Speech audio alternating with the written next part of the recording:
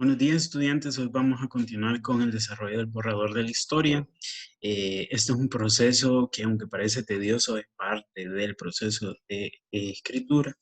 Entonces, seguimos con el borrador y algo que quiero mencionar este día es que vamos a ver cómo vamos a ir señalando las diferentes frases u oraciones dentro de la historia. El día de ayer revisé la mayoría de historias y algunos he hecho comentarios, pero también he hecho las divisiones de las historias. Si tú no encuentras división de la historia es porque todavía hace falta trabajar la historia como un proceso de literatura infantil. Y para eso hay que darnos cuenta cuál es el corazón de la historia, qué quiero dar a entender, por qué lo quiero dar a entender. Si bien estamos hablando de mi vida en particular, creo que es necesario empezar a buscar cuáles son las características de la literatura infantil y cómo vamos a desarrollar este proceso.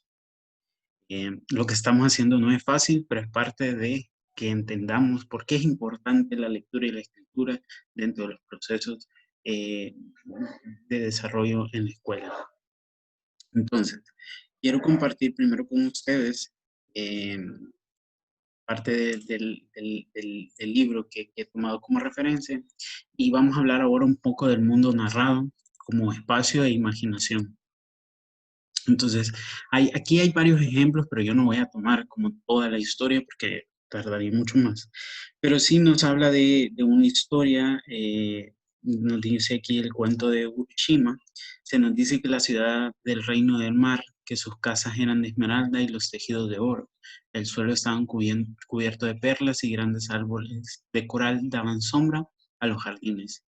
Sus hojas eran de nácar y sus frutos de las más bellas pedrerías. Como ven, el autor utiliza también diferentes analogías y diferentes símiles para mencionar cómo era este reino.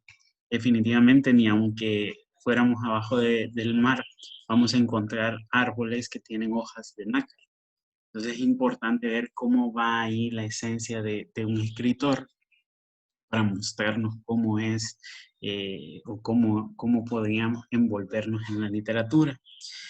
Más abajo nos dice, algo interesante sobre cómo se construye el mundo de la historia en esta parte imaginaria es cuando usa las palabras nácar y pedrerías. Nácar es un material que se encuentra en las conchas de los moluscos, tiene una textura suave y refleja la luz de un modo muy característico, mostrando diferentes colores. Entonces, desde ahí lo que nos dice es cómo las palabras, cómo lo que utilizamos dentro de las oraciones va teniendo diferentes significados y es por eso la importancia de la literatura infantil, porque si desde pequeños estamos leyendo este tipo de frases, vamos analizando mejor todos los procesos de lectura. Es importante usar este tipo de narrativa dentro de nuestras historias, porque palabras como estas nos permiten notar una característica fundamental del texto narrativo sus mundos, sus personajes, todo lo que ocurre en estos.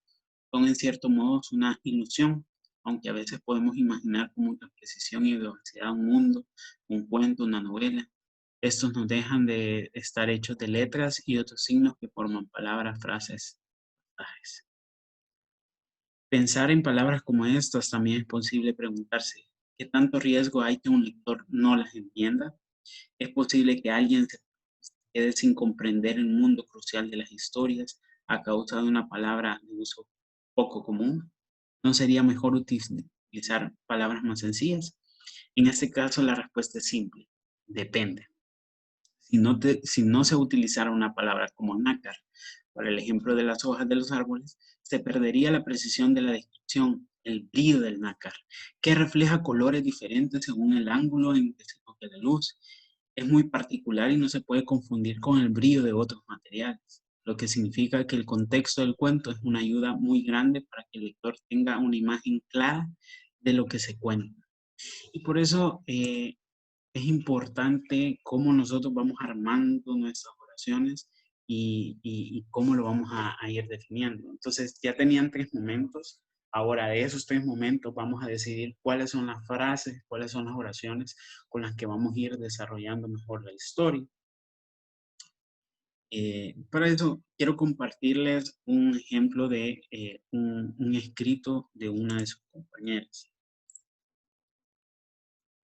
La lectura era mi libro El primer baile de mi trompo. Era una tarde opaca y fría. El reloj marcaba las 15. Me encontraba afuera de mi casa, en el cantón Las Quebradas, San Simón, Morazán. Vivía en una casa muy humilde. En ese momento, sobre el cerro Cacahuatique, se alzaba la neblina como un gigantesco vestido blanco. Una capota sucia cubría la montaña. Una garúa de gotas muy menudas cernían entre los árboles, lavando las hojas. En estas tres frases, en estos tres momentos, frases, encuentro diferentes cosas. Una es atemporal. Me dicen una tarde opaca o fría. Lo que hicimos fue quitarle la fecha específica. ¿Por qué? Porque eso lo vuelve atemporal y me da la sensación que puede ser mañana, pudo ser ayer, pudo ser hace 2 años, pudo ser dentro de un año. El reloj marcaba las 15. No me dice eran las 3 de la tarde, me dice marcaba las 15. Y algo importante, aunque me ubica en un lugar, es que me está diciendo que sobre el cerro había una neblina como un gigantesco vestido blanco.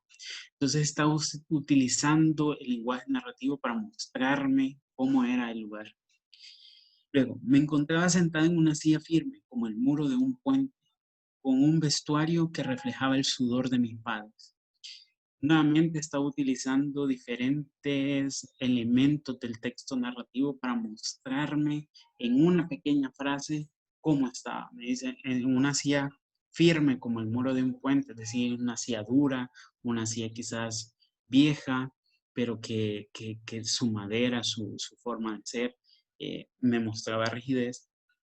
Y con me dice, un vestuario que reflejaba el sudor de mis padres.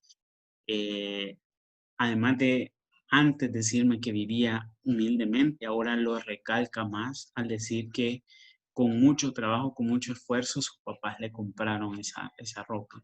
Entonces, son elementos que son fácilmente, eh, digamos, o podemos llevarlo fácilmente al diálogo para los estudiantes y poder ir viendo el contexto de la historia, pero también entendiendo cómo es leer. Y así hemos dividido esta historia en diferentes frases que resultan más digeribles para el desarrollo de una historia. Eh, Otros elementos que pueden notar en esta historia es, por ejemplo, mi corazón saltó de felicidad al verlo. Pocos minutos después la lluvia empezó a caer nuevamente. Mi hermana mayor se paró junto a mí y me dijo, ya está oscureciendo, tenemos que entrar a casa. Yo no quería moverme de ahí porque pensaba que era como despertar de un sueño profundo. Mi mamá nos preguntó, ¿qué han estado haciendo? Mi hermana contestó, hemos estado acompañando a mi hermana la menor. Estos son otros elementos de las frases. Las frases de una historia pueden ser exclamativas, como decir, eh, y de repente me caí. Y utilizamos o los signos exclamativos. Pero también hay frases que pueden ser diálogo. En este caso hay un diálogo y por eso mi mamá nos preguntó. Hay una pleca y se pone la pregunta.